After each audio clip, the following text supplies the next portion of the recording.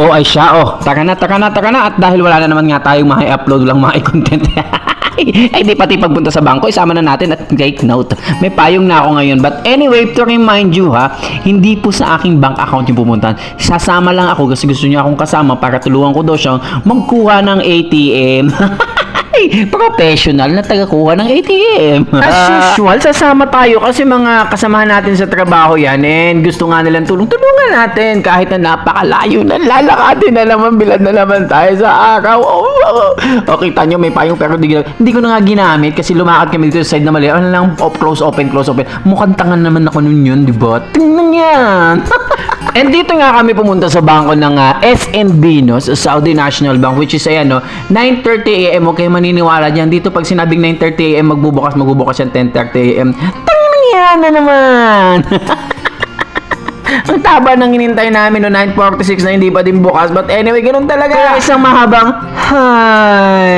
ganun talaga. Wala kang magagawa. Hindi mo naman hawak ang susi. At lalong hindi ka pwedeng pumasok hanggat sarado yan. Pagbintangan ka pang hold upper, magnanakaw. Yari ka pa, boy. But anyway, dun nga sa unang bangkong pinuntahan namin, it is hindi successful. So nag-decide kami. Sabi ko sa kanila, may isang SNB pa, dun tayo pumunta. Baka doon ka pala rin, kaibigan. Andun ang iyong kapalaran. At nataunan din na naman na mahabang magkwento din tong isang kasamahan namin, kaibigan natin dito, magaling siya mag-entertain, kaya nakaka-discount kami sa mga taxi. Nagagalit siya pag mahal yung taxi, ayaw niya na naniningil lang mahal, gusto niya mura lang, lahat siya masusunod sa presyo, di ba? Ang lupit, tangin ang ulit niyan.